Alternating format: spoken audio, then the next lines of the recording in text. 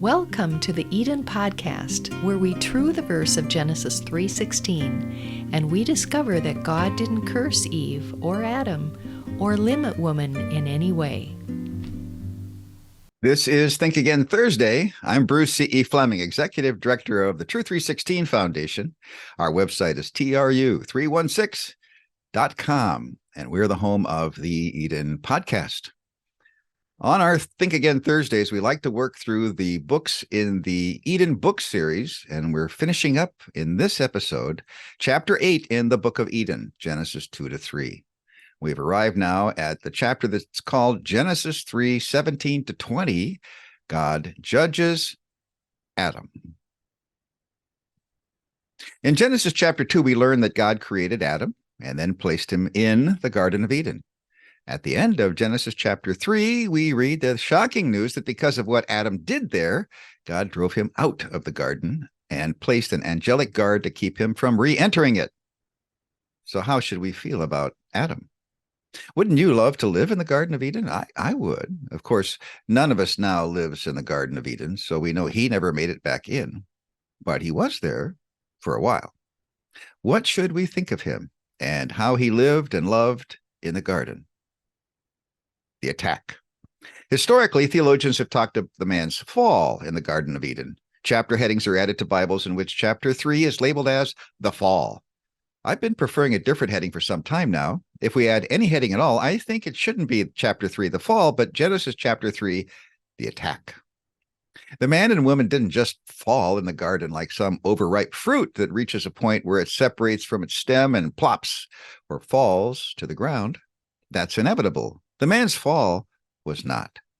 Life ahead in the garden was properly planned for a long and well-lived life in fellowship with the woman and with God. When God created the human couple on day 6 of creation, God evaluated the situation. It was very good. That included the man. But something catastrophic happened.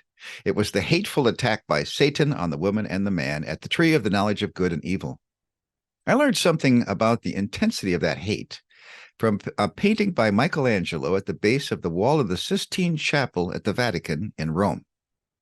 I was a senior in college on spring break. Through a series of remarkable events, I was on a 9-day tour of Israel with stops on the way out and back in Paris and Rome. Rome.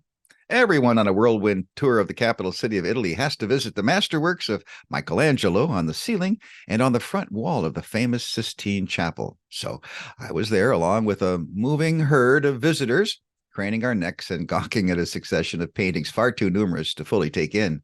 There was a signal given of some kind, and everyone began to move back and head out to see another remarkable sight. But I stayed behind. I lingered. I wanted to let at least something soak in, something I could capture and keep in mind in the years ahead. I happened to be standing close to the front wall that's covered with a huge painting of the Last Judgment. On one side of God the Father in the middle, angels are helping the souls of the saved up into the regions of eternal bliss and reward. On the other side of God the Father in the middle of the painting, demons are driving the souls of the damned down into the netherworld for everlasting and awful punishment.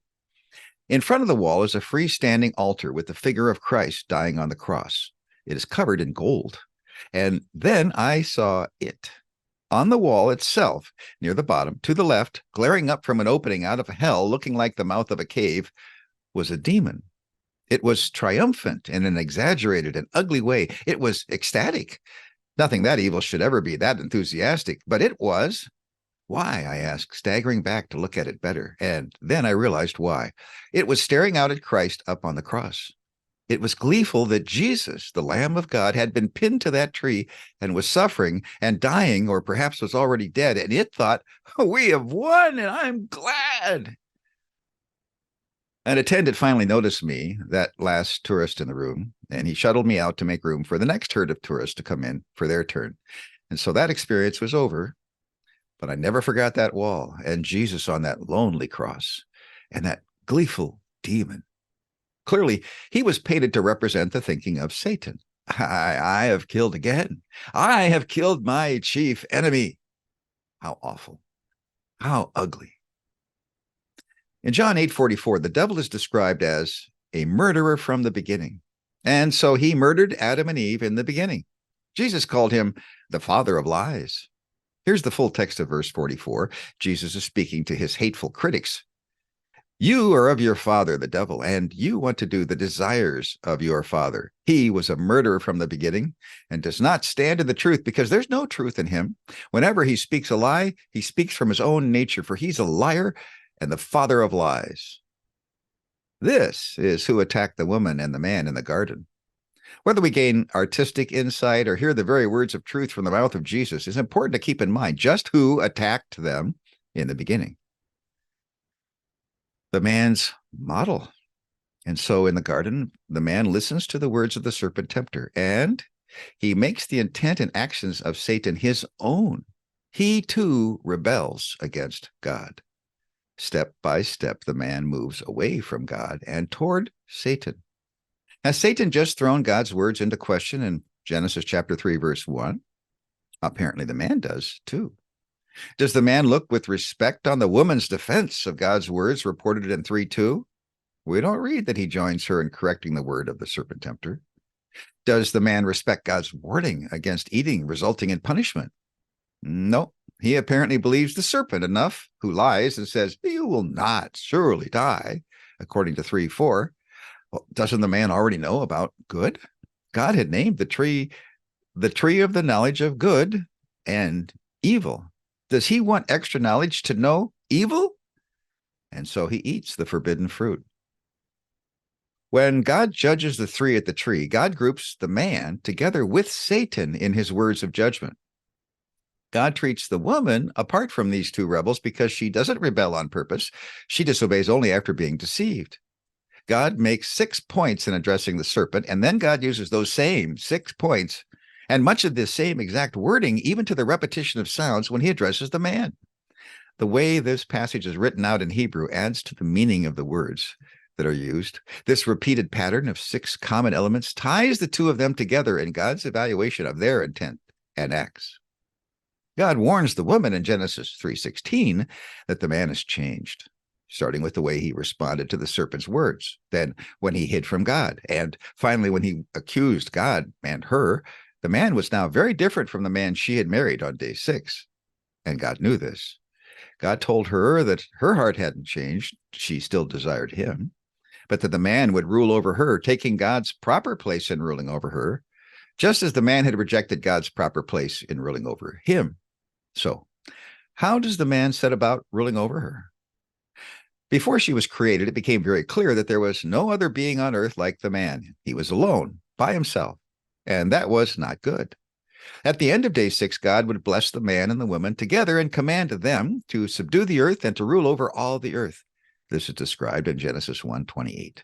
God blesses the woman and man and commands them both to rule. The Hebrew word is radah, over the animals and the rest of the created realm that God made for them. The man exercises a legitimate ruling when he names the animals just before the woman was created. Then God makes the woman, and there are 2 humans, equal partners. When the man names the animals in Genesis 2, he uses what is called the naming formula. It's found elsewhere in the Bible. It sounds something similar to a king or a queen who knights someone. I.W. Sir Lancelot. And in this way, the new knight receives a title from the ruler who's the overlord.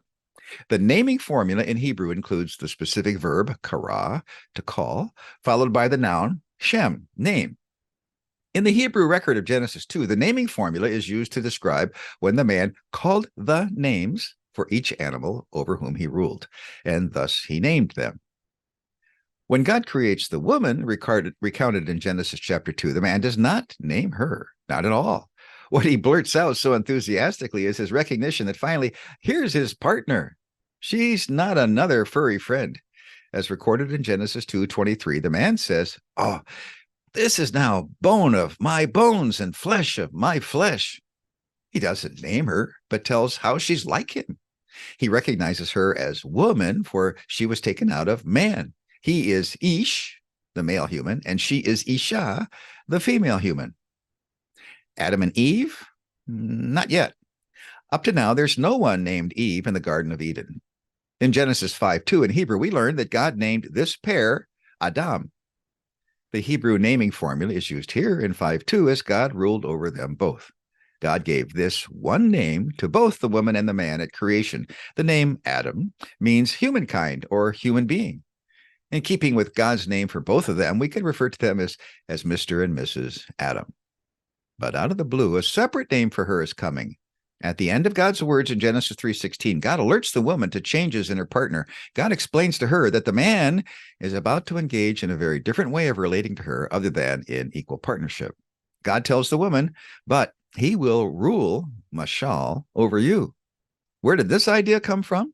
Was it a good ruling over? This was not the ruling over that God gave to both of them on day 6 of creation as recorded in Genesis chapter 1. The Hebrew verb there was radah. The mashal kind of ruling that God describes in Genesis 3:16 was a far different and inappropriate kind of ruling. This was the kind of ruling exercised by the evil Philistines, as described in Judges 14:4, who exercised a cruel oppression over Israel. God had not told either human to rule over the other.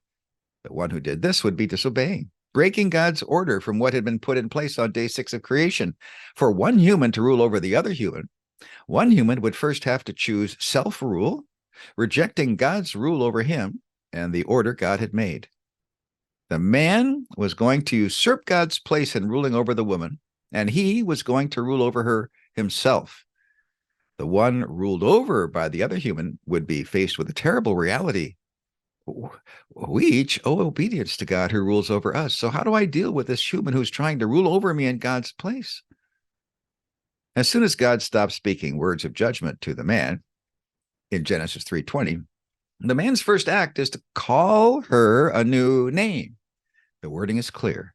Sadly, the Hebrew naming formula is used here. The man dubs the woman like he dubbed the animals. We could translate verse 20 as follows. Now the man called the name of his wife Eve because she became the mother of all alive. The man, shall we now refer to him as Adam, stunningly treats her like the animals who were beneath him. Here's the sinful start of what many label as patriarchy. And the Bible traces the path of this sinful practice down through history.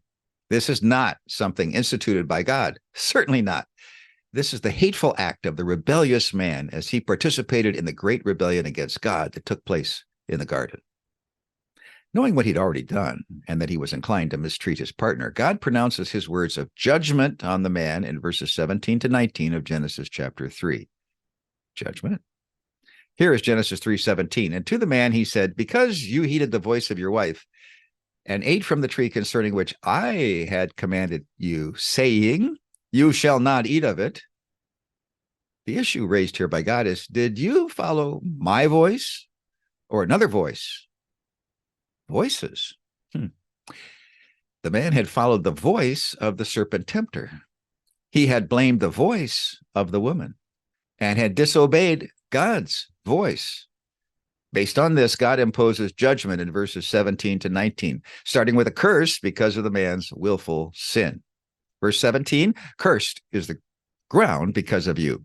In sorrowful toil you will eat of it all the days of your life. Verse 18, thorns and thistles it will sprout for you, and you will eat the herbs of the field. Verse 19, by the sweat of your face you will eat bread until you return to the ground from which you were taken, for dust you are, and to dust you will return. Cursed is the ground because of you. When God addresses the man, God's first act of business is to identify the man's sin and the state of the man's heart when he sinned.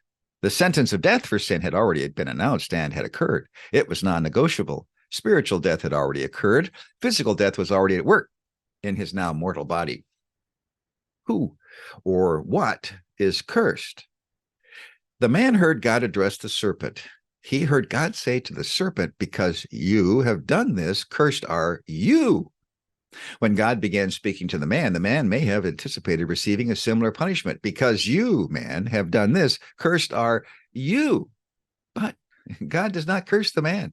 Instead, God deflects the curse. It hits the ground, Adamah, in Hebrew, from which the man Adam was made. Cursed is the Adamah. Cursed is the ground because of you. Whew. Well, that was close. The grace of God is a marvel here. Neither human is cursed, neither the woman who sinned after being deceived, nor the man who sinned willfully in the first degree. The loving Creator treats them justly but graciously. They both die, but neither one is cursed. After the curse on the soil is imposed because of the man, God, as his divine teacher, explains to the man how death and the curse will affect him.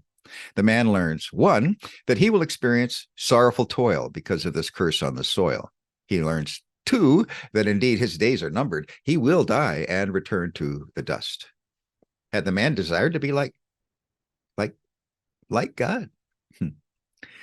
God teaches the man that as a result of the curse on the ground, he will experience something new, but completely undesirable. In sorrowful toil, you will eat of it all the days of your life. The curse on the ground will make raising food much harder.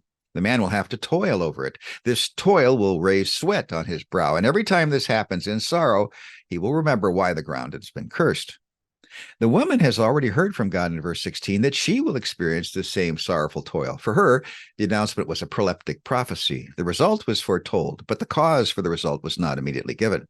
Now, the woman overhears where this sorrowful toil will come from and why it will come about. It comes about through God's curse on the soil because of the rebellion of the man. She will experience this sorrowful toil as she walks the same earth and works the same cursed soil with her hands, as will the man.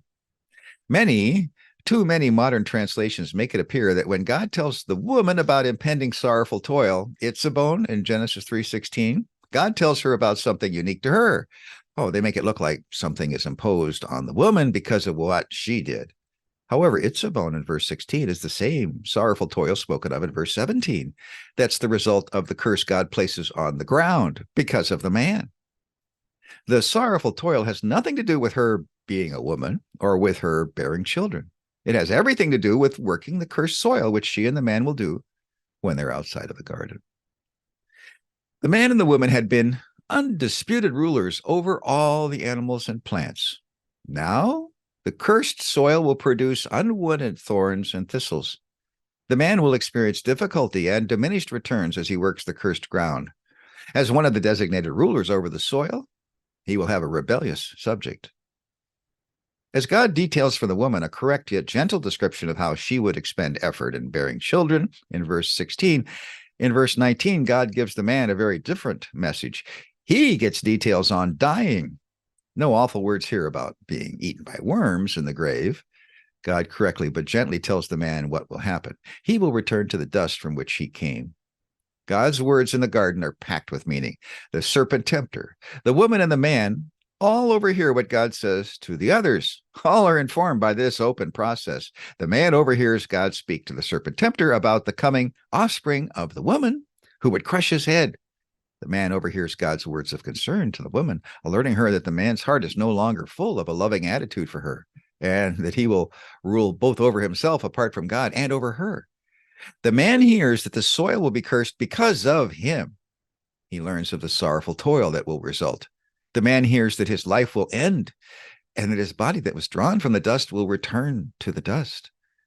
Then God's words of judgment and description come to an end. Throughout the ages, God's strength, purity, love, and justice largely have been forgotten. Apart from the true God, humans create little gods and spirits that are corrupt. They are pictured as having all the flaws that sinful humans see in themselves because fallen humans cannot imagine anything higher than themselves. In much the same way, people who look back in time from outside of Eden have difficulty imagining a truly good picture of sinless spouses relating to each other. This is one reason the first chapters of Genesis are so important. They go beyond our fallen imaginations and introduce us to how it was and what God designed us to be. It tells us how we are meant to be as individuals in our relationship with God, and if married, in our relationship with our spouse. And here we come to the end of chapter 8 of the Book of Eden. You've been listening to book 1 in the Eden book series, as we talked about what happened in Genesis 3:16 and tried to true it up, to correct it in accordance with the Hebrew words and word patterns there.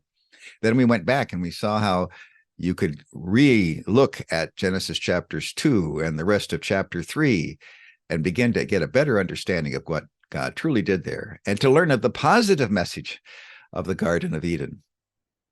After this now, you can look at books 2, 3, and 4 in the Eden book series. The book Beyond Eden is on Ephesians 5 and 6. The book Back to Eden is on 1 Timothy chapters 2 and 3. And the final book, Because of Eden, covers 1 Corinthians 11, 1 Corinthians 14, and 1 Peter 3. We encourage you to look those up and also to visit our website, Tru316.com. You've been listening to the Eden Podcast on the Book of Eden. Thanks for listening.